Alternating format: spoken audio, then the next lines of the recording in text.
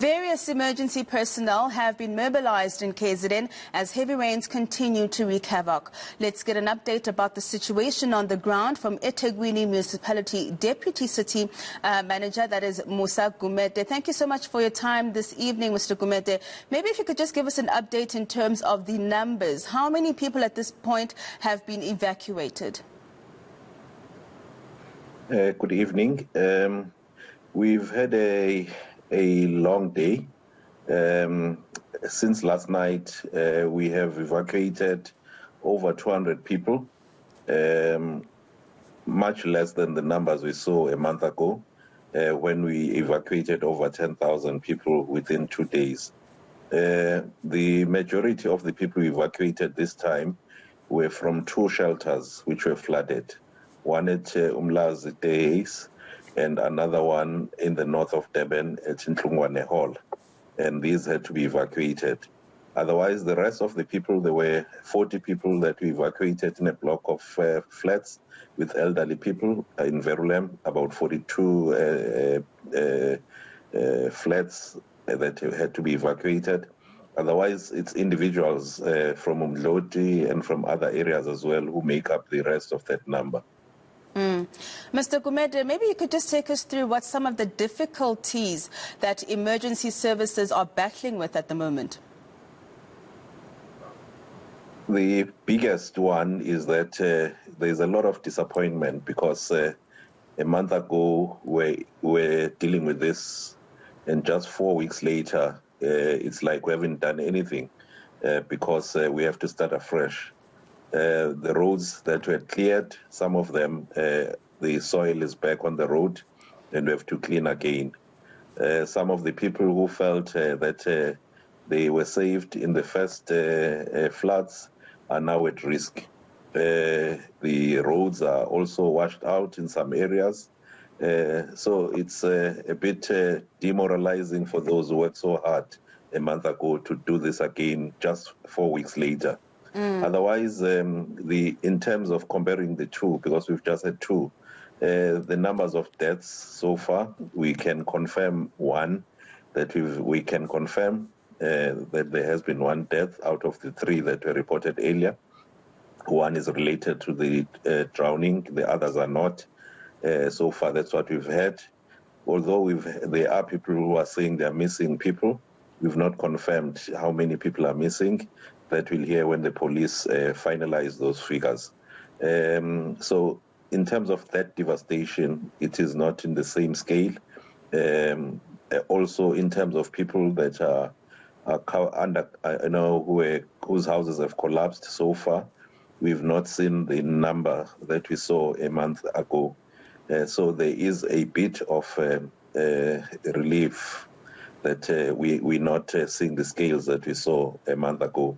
But the damage is very high, especially in the Umdloti area. This time around, the floods seem to have been concentrating along the coast, although there are areas in the north of Durban and in the west and south which are affected. But the biggest damage we've seen so far is along the coast.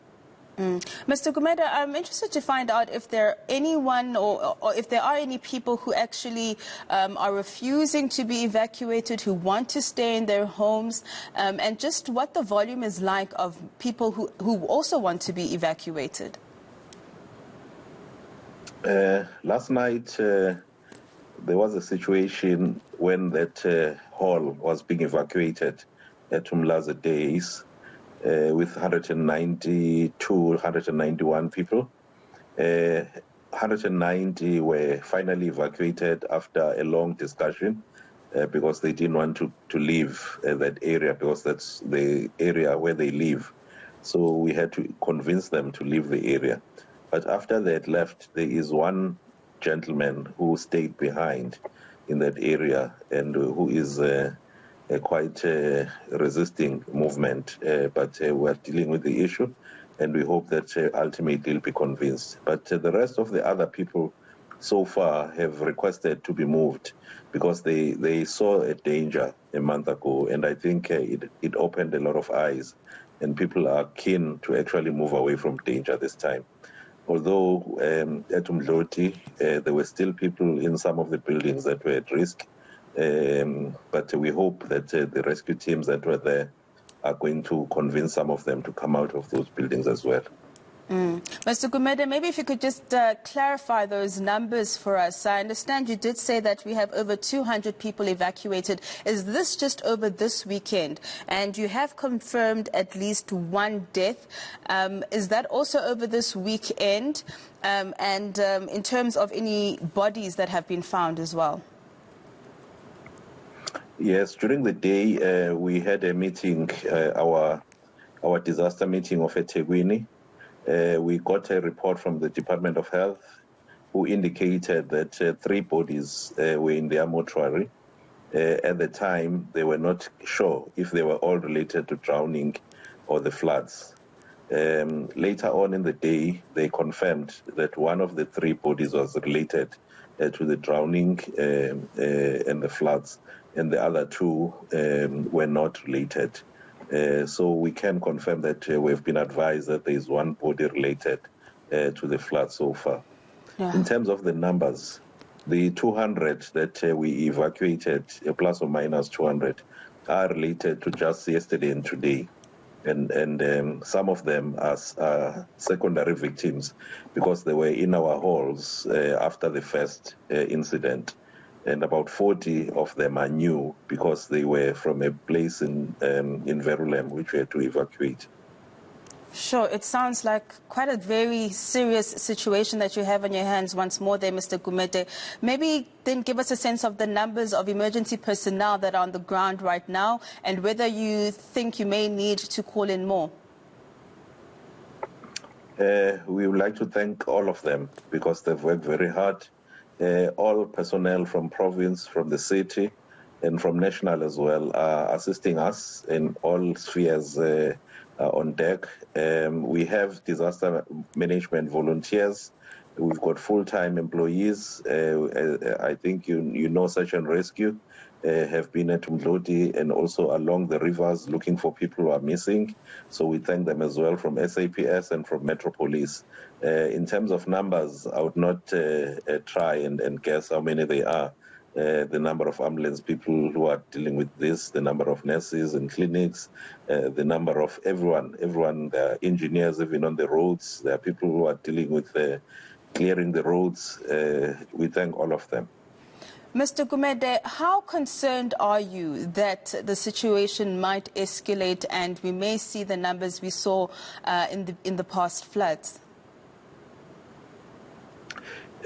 We are concerned, although we are a bit relieved because in a latest meeting we had with the South African Weather Services, although they are keeping level 10 at eThekwini for tonight, that they did advise that from tomorrow the level will go down. So that means the rain is subsiding in eThekwini, although it's moving up north, King Cetshwayo and Umkhanyakude. But we are relieved that from tomorrow the levels will come down. But even a small amount of rain in a saturated environment, the soil is very saturated, could still cause mudslides. So we still advise people to be careful. What we've improved is our system called Fuse. This system predicts weather. We've overlaid on it also areas at risk so that those areas are advised by municipality on what to do so that people know which areas are high in terms of not low-lying so that they can move to those areas. We are also advising people who have been in our shelters when they go back, not to go back to the same areas that are at risk. So that is why it has taken quite a long time to actually rebuild, because we are looking for land that is suitable so that people are not